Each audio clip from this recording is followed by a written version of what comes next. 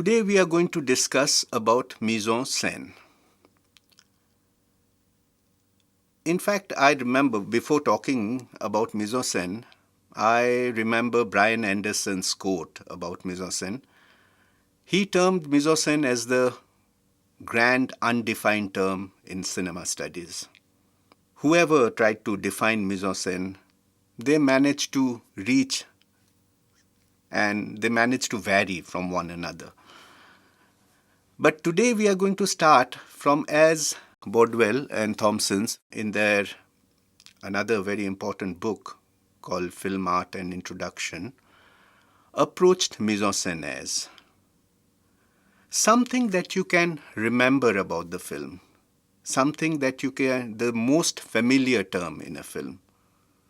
For instance, you may not remember the detail cutting or, for instance, the way the sound changes, etc. of a film like Pakiza, but you'll surely remember the sets, the vast, elaborate sets that was constructed.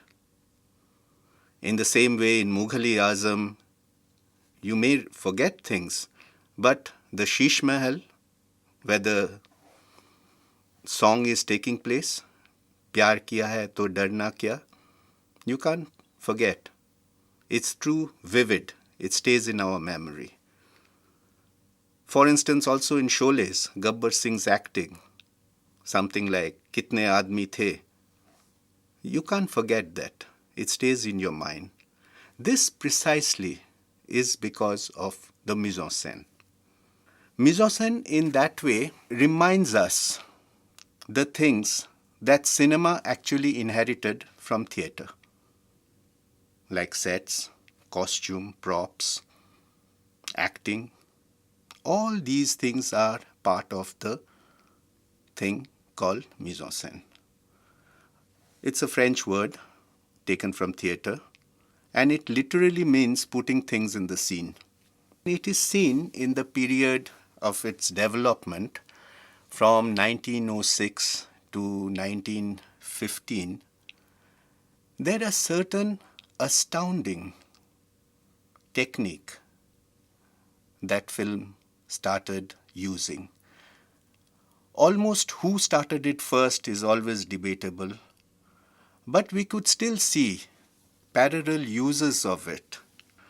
But certain more technicalities was required to show, for like from my previous example of a man moving, he's sitting and reading a book, he's getting up and walking out. Then we see another space, this man enters there, walks out.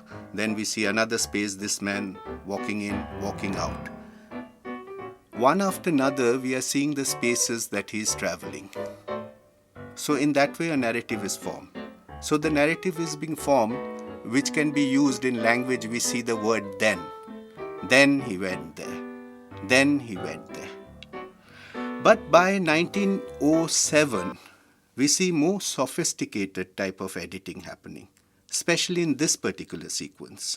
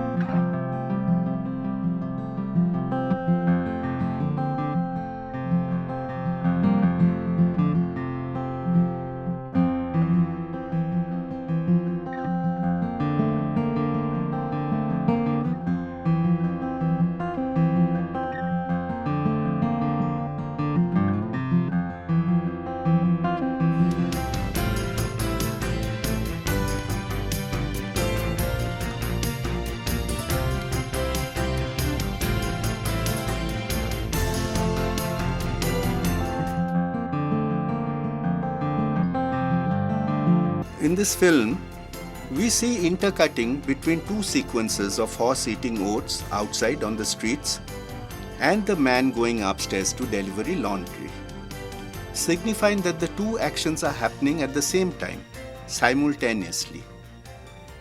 This sort of editing was called the parallel editing or the parallel cuts. It was a very important discovery in terms of temporal aspect of it. While the previous thing was then what happened, this cut actually showed meanwhile what was happening. When the man was delivering his goods in the apartment, the horse was eating the oats.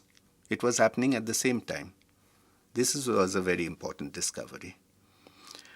This, which was known as parallel cut. The next very important thing was close-up.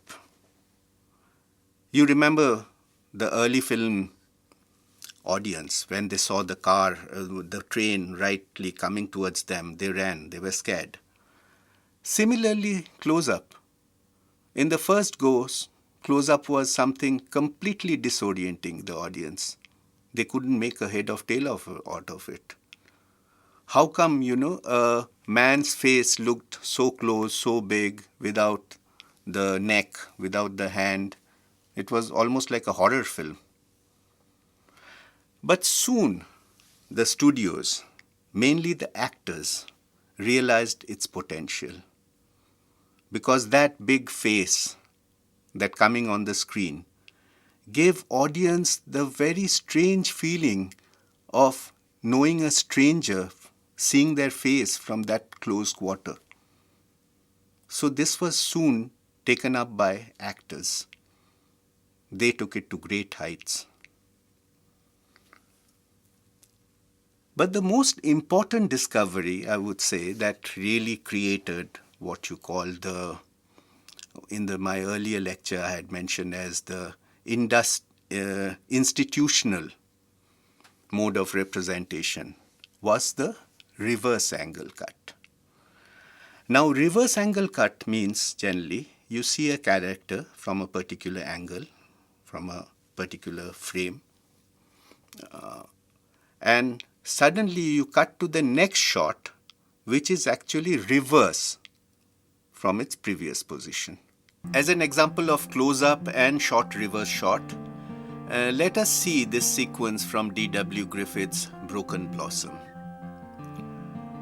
It is the father and daughter. Both are seen in profile from a particular angle which can look almost like a stage. But what happens next is interesting. We cut and go right in front of this character, the daughter and the father, and see them right from the front. Now, this sort of position could never have been imagined in theatre. Almost like with the camera, the audience at least moves, and not even moves, they see these characters frontal from close-up. So this was the uniqueness that silent cinema achieved in those days. So this was a very powerful evolution of the cinema language. You have to also remember, initially, when cinema started, its patron was not the rich bourgeoisie or the affluent or the aristocrats. They had their novel, they had their theatre, they had their operas, which was much more exciting, which had a very long tradition. Whereas the influence of film in those days was primarily the working class. It's their entertainment, their form of entertainment. So it was closer to vaudeville, street boys performers, magic shows, all these temporal art form, puppet shows. These were actually the inspiration of cinema. Cinema used to be made for that sort of audience.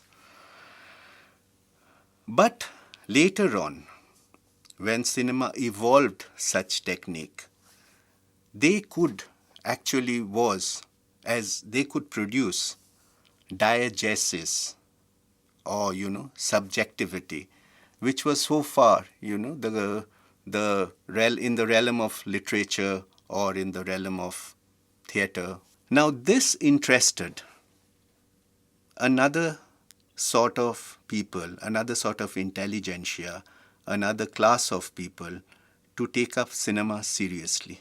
About the cinema of that period, Noel Butch writes, I quote, "In the countries where the film industry first developed, not only was the audience of this cinema largely proletarian, but in many respects the system of representation, which we may identify as specifically of this period, derives little from the characteristically bourgeois art forms of the 18th and 19th century, and almost everything from popular art forms descended from the Middle Age and before." Post-World War I, United States of America realized the potential of movie, and with these techniques that came up, they developed a cinema for the world audience and captured the world market. And there were other factors too.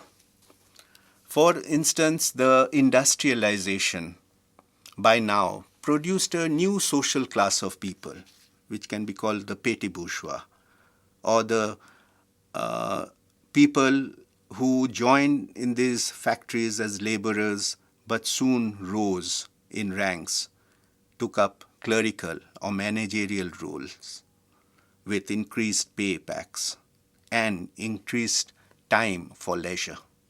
Because by that time, as you know, the unions were established and workers having 8 hours of work, 8 hours of rest, and 8 hours for themselves was the international norm that was standardized. So there was more free time available. So all this actually created another power, another flourish in the whole industry of cinema. So with the development of cinema that was happening in the 20s, in the early part of the 20s, by mid-20s actually it had established rigorously as the art form, with the films coming from German Expressionism and the film that are coming from Russia, the Russian, which we call the formal, the Soviet montage. Directors like Eisenstein, like German expressionist filmmaker like Murnau, Lang, they created a film which was as well as regarded as very strongly as art, which interested a lot of painters, musicians, all to come and make films during the silent era. But soon, in the later part of the 20s, there was yet another new technological innovation that came to cinema, that is sound. Now, the coming of synchronized sound was not merely a technical innovation. It also created a rumble. The practitioners of the art form of the silent cinema found this too interfering. They were scared that cinema will probably return back to what it used to be like initially, the theatre. Because the sound, microphone, placement, etc., would create a problem for actors' movement or camera movement. So that fear was there. So the schools were already divided. There were a lot of prominent filmmakers. They were quite doubtful on the use of sound in film. But soon that too got incorporated. Creative use of sound started. But that would be, I will deal with the sound specifically in my next lecture probably. Here let us go into another aspect. So first, cinema was established as an art form. Then by the coming of sound, after the initial shaking up, the industry settled into accepting still as an art form. But now a question came up. Like in an art form, there is always an author. There is somebody like a painter who's painting it. There is a musician who is the composer. So in the literature has got its author. So who is the author in cinema? Now obviously if you say the director is the only author of the cinema, there is a problem. Because we see film now as a collaborative art form. Today in a film, if you read in the end the titles, you can see all the people that are involved there. There are not only directors, editors, cameramen, sound recordists, producers, associate producers, executive producers. Later on in the set, you have got the actors, you have got the musicians, you have got the screenplay writer.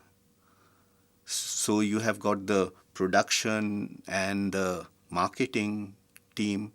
So out of this, how do you find, who do you give the entire authority that, or mark him that he's the author of the film?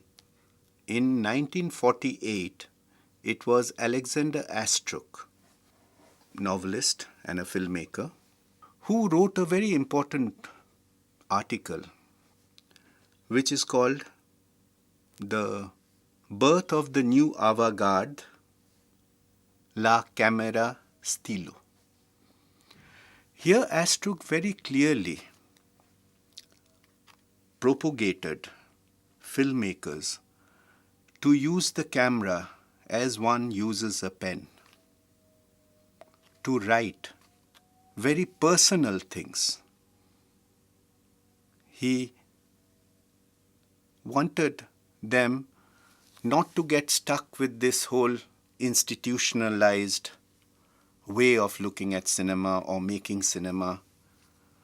Get into innovations, create an avant-garde cinema where the very camera will be used like a pen. Now the word personal fueled a lot of debates, and this happened in France. Later in the 50s, we see a group of young filmmakers, reporters, enthusiasts who actually got immersed in cinema. They published a journal that time, getting together, and the journal was like what we can call a little magazine in today's term. And this journal was called Cahiers du Cinéma. And Cahiers du Cinéma became an important journal where all these enthusiasts, cinephiles, cineholics as they were known as, because during the Second World War, the Nazi occupation of France stopped importing films from outside. So after the war, the influx of especially American films made these enthusiasts, some of them mentioned as addicts.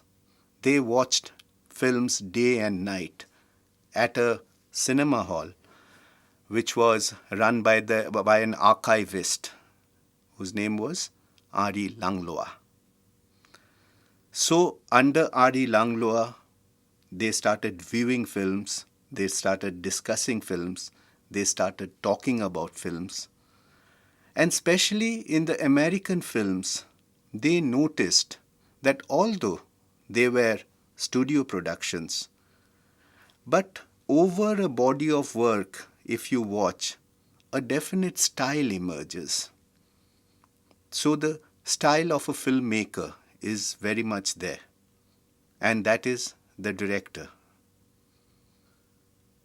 So, in fact, from Cahiers du Cinéma, there was another very important movement took place, which is known as the Nouvelle Vague, or the French New Wave.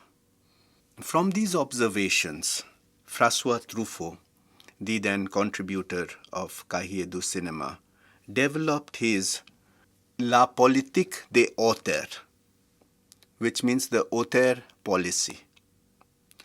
Now you have to keep in mind that François Truffaut did not propound it as a theory. Auteur theory later which was translated, it was mistranslated, was a later development. Whereas what Francois Truffaut wanted to do was to represent a policy, an attitude, and a critical approach to reading film. The two overriding principles he put forward were, one was that mise-en-scène is crucial to the reading of cinema and is essential in film analysis and criticism. And another point which he remarked from that which I mentioned, personal, that the director's personal expression is key to distinguishing whether he should be afforded the title of author. Truffaut was concerned with the focus of film style, the mise-en-scène, thematics, rather than the film plot, which was content. In fact, the Cahiers contributors wrote about films, wrote about the technical aspects like a close-up or a track shot or the sound or the light or the contrast in such a way, in such detailed, energetic way, almost like, the art historian talking about a brush stroke. Almost like, the metaphor of the words of a sonnet is getting broken down, almost from that detail. So they did have a very detailed way of observing films, the visual style of the film, and could find out a director's statement through these, even from American films, which was largely made by studios in an almost like assembly line fashion. Another of the Cahiers writers, which is also very important when you are talking about mise-en-scène, is André Bazin. André Bazin was almost a father figure to Francois Truffaut, and almost he was writing at the same time of reviews of all the films that were coming in, was being shown on Cinematheque. And there he tried to establish the long take as the means, as the modern means of cinema. He was quite against this unnecessary cutting of space which Eisenstein was doing in order to create emotion. Whereas he found the longer take, the establishment of deep focus, depth of field, all this technique actually gave the viewers a space to interpret films, to get closer to it, to see its subtleties. Now that is how mise-en-scène soon started to become the way a director does a long take in his films. But as we know that maybe during the digital era now, we can shoot for as long as possible. There is no limitation of stock. But when cinema was analog, a shot couldn't be more than 10 minutes. So that is the amount of footage that a camera can take. So the long take filmmakers in those days developed, they had to ultimately cut, but developed a very expressive way of cutting, keeping their personal style strongly there. You started having actually long take directors like Frederick William Murnau, Max Ophuls, Jean Renoir, Apichatpong, Alexandro Gonzalez Inarritu, and more.